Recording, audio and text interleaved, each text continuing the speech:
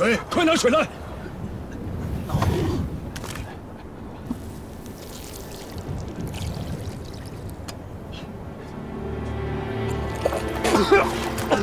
喝呀！不喝会死的。校尉，我先扶他去休息。来，校尉，不好了，校尉！王后来信，燕齐求此反叛，攻破了都护府，陈穆都护战死，关宠校尉被困柳中城，生死未卜。居士企图同草原大军合攻疏勒。朝廷呢？有没有援兵的消息？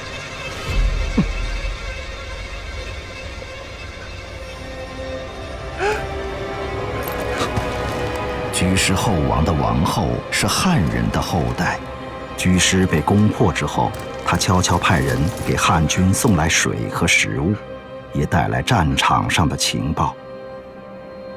可这一次的消息熄灭了耿恭最後的希望。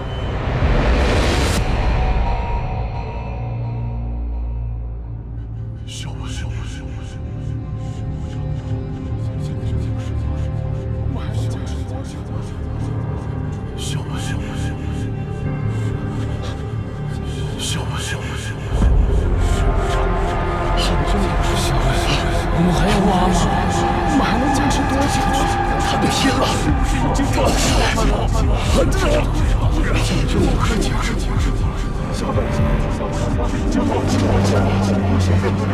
校尉，欺负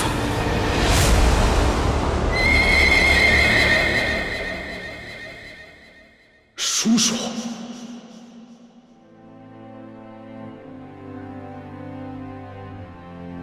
叔叔，是我错了吗？背上这么多士卒的姓，却还是最终难逃失敗的厄運。你還記得我擒獲張布之後，先帝是怎麼跟我說的？光武帝一直以為叔叔的計謀不可能實現，所以才有感而嘆。有志者事竟成也。有志者事竟成。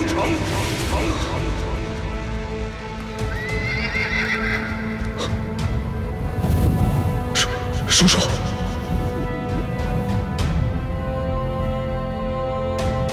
校尉，校尉，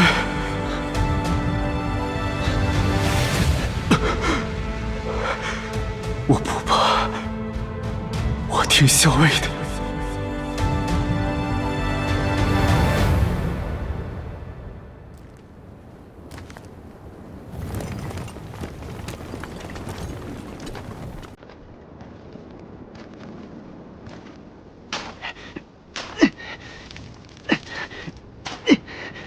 我们來到疏勒城，已3月有餘。你們還記得當初的情形嗎？2萬敵軍守在城外，我們募集了1000人，1000人對付2萬人，他們為什麼願意幫我們？因為信任，相信漢軍所向披靡，無往不勝，相信漢軍絕不苟且，永不言棄。我們不是贏了嗎？現在，他們切斷了我們的水源，在城外圍了一圈又一圈，以為這樣就可以把我們逼死。笑話！漢軍神武，大漢有天助，我們絕不會潰於此戰。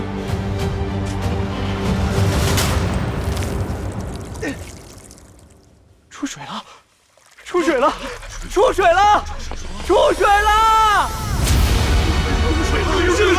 范晔在《後漢書》中誇張地將這次挖井取水描寫成一次神蹟，稱耿恭對井叩拜，為將士祈禱，因感動上天而得水。